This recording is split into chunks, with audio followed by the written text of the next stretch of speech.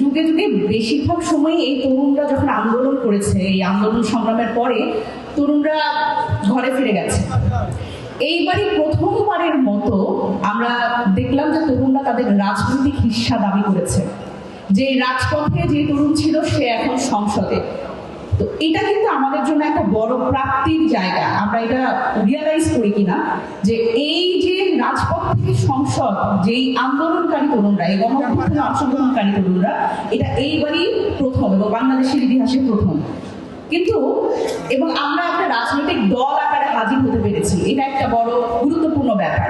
আমরা যখন প্রথমে জাতীয় নাগরিক কমিটি ছিলাম, আমরা একটা রাজনৈতিক প্ল্যাটফর্ম হিসেবে, প্রেশার গ্রুপ হিসেবে কথা বলবার চেষ্টা করেছি। আমরা কিন্তু একবারে রাজনৈতিক দল হই নাই, এটা মনে রাখতে হবে।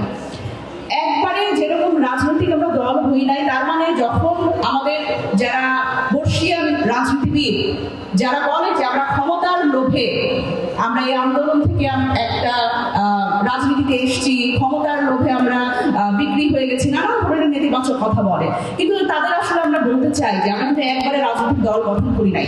এই বর্ষিয়ান রাজনৈতিক দলের নেতারা তারা যদি সংস্কারটাকে গুরুত্ব দিত, তারা যদি বাংলাদেশের প্রকৃত যে পরিবর্তনটা, যে আকাঙ্ক্ষা, জন আকাঙ্ক্ষার কারণে এই গণ অভ্যুত্থানটা হয়েছে, সেটাকে যদি গুরুত্ব দিত, তাহলে হয়তো এই তরুণদের রাজনৈতিক ভাবে অবতীর্ণ হতে হতো না, এই রাজনৈতিক দল হিসেবে আসতে হতো না। সুতরাং এটা আমি বলবো আমাদের পুরানো রাজনৈতিক দলগুলোর ব্যর্থতা।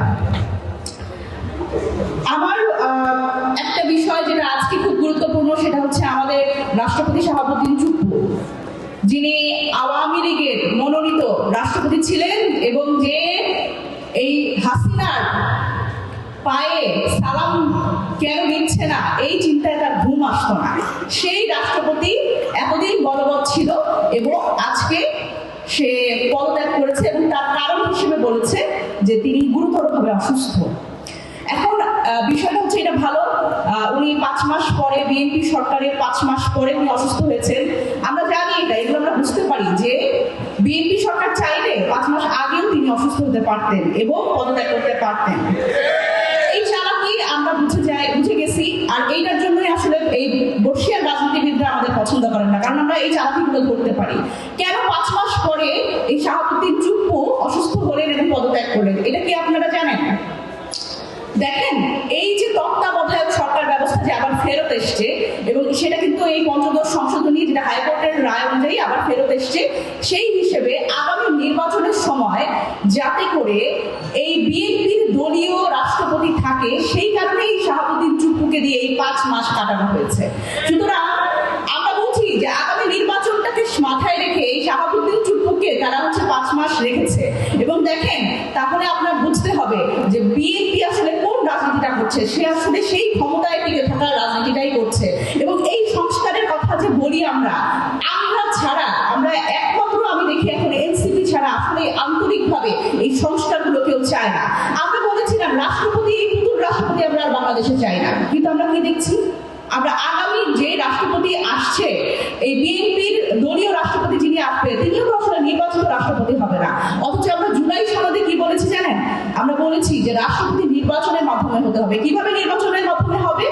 আমরা যখন বলেছি যে এই উচ্চ কক্ষ এবং নিম্ন কক্ষ, 2টা কক্ষ হবে, দ্বিকক্ষ বিশিষ্ট আইনসভা হবে, এবং এই 2 কক্ষের যারা সদস্য থাকবে তাদের গোপন ব্যালটের মাধ্যমে রাষ্ট্রপতি নির্বাচন হবে।